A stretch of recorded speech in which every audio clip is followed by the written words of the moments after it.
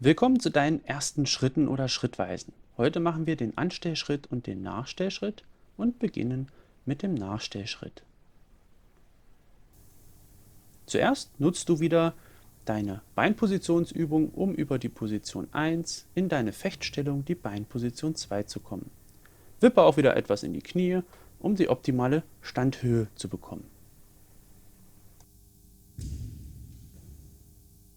Wie du siehst, besteht der Nachstellschritt aus 2 Halbschritten, wobei der erste Halbschritt mit dem Fuß in Laufrichtung beginnt. Beim ersten Halbschritt ist darauf zu achten, beim Vorderfuß mit der Hacke aufzusetzen und abzurollen. Der zweite Halbschritt ist einfach nur das Ranziehen des Hinterbeins in diesem Fall, um wieder in die Fechtstellung zu gelangen. Tatsächlich entstehen hier die meisten Fehler, also gib dir extrem viel Mühe dabei, wieder in die Beinposition 2, deine Fechtstellung zu gelangen. Das Rückwärtsschreiten ist einfach spiegelverkehrt. Du beginnst in diesem Fall mit dem hinteren Fuß und rollst dich über deinen Vorfuß ab und ziehst dann deinen Vorderfuß einfach nach. Achte hierbei auch wieder darauf, ordentlich in deine Fechtstellung zu gelangen.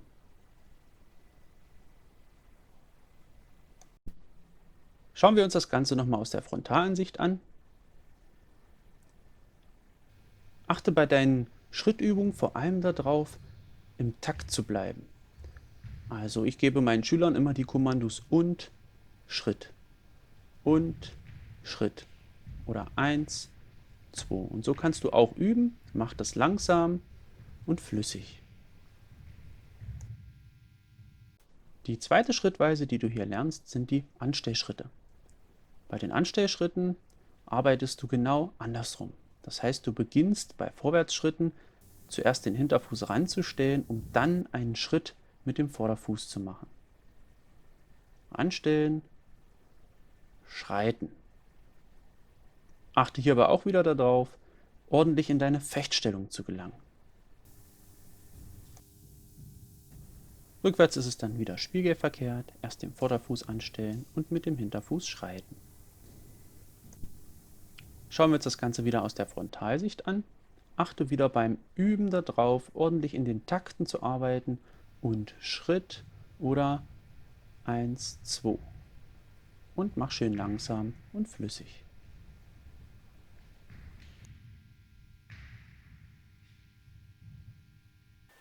Ja, jetzt hast du deine ersten Schrittweisen kennengelernt, den Nachstellschritt und den Anstellschritt. Das sind bei Weitem nicht alle Schrittweisen. Es gibt vor allem sehr viele Varianten noch aus der Linie, also seitlich rauszutreten, um gegnerischen Angriffen auszuweichen oder zuvorzukommen oder zu verteidigen und zu kontern. Es gibt Sprünge, es gibt Doppelschritte, es gibt noch sehr vieles, was dein Fechten durch Beinarbeit viel variabler, also variantenreicher machen kann. Für dich ist jetzt wichtig in diesem Kennenlernkurs, wie du die Schritte übst. Das heißt, du nimmst dir erstmal eine Schrittweise vor und gehst dann zur nächsten. Und während du übst, gehst du logischerweise immer linear Bahnen vorwärts und rückwärts und denkst dir immer die Takte, die ich vorhin schon im Video erwähnt habe. Es ist extrem wichtig, diese Teilbewegungen für sich wirklich wahrzunehmen. Und dabei lohnt es sich, mit den Kommandos zu arbeiten, die ich auch im Training nutze, zum Beispiel und Schritt oder 1, 2. Das heißt, wir arbeiten ja in Halbschritten bei diesen beiden Schrittweisen und du fängst immer auf das eine Kommando an, den ersten Halbschritt zu machen, kontrollierst dich, nimmst die Bewegung wahr und beim zweiten Kommando machst du den zweiten Halbschritt. Achte hierbei vor allem darauf, wieder ordentlich in der Fechtstellung zu stehen.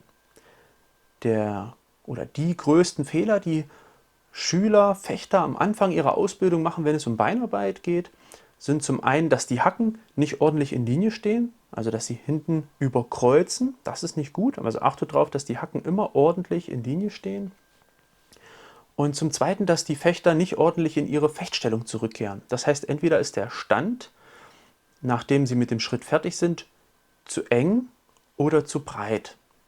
Deshalb sollt ihr immer zu Beginn der Übung wieder über die Positionübung, die ihr hier schon kennengelernt habt, probieren erstmal wieder in eure Position 2, also eure Fechtstellung ordentlich zu gelangen, sie wahrnehmen und dann eure Schritte machen und immer, wenn ihr wieder in die Fechtstellung kommt, nach den 2 Halbschritten schauen, dass ihr wieder ordentlich steht. Nehmt euch die Zeit. Was ihr jetzt am Anfang ordentlich übt und lernt, müsst ihr nachher nicht wieder korrigieren.